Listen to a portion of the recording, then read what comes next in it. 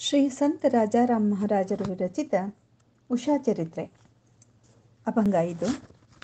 बाणासुरासपाहो निशंकराचे जाणा समोर राहिले त्यांच्या जवळा साष्टांग घातला बाणासुर तेव्हा वर मागणासी आज्ञा केला काय पाहिजे तुला माग मागणातासे निर्भयाने बोला म्हणतासे बाणासुरा बोले शंकरासी तेव्हा दास म्हणे ऐसा ರೀತಿ ಜಾಣ.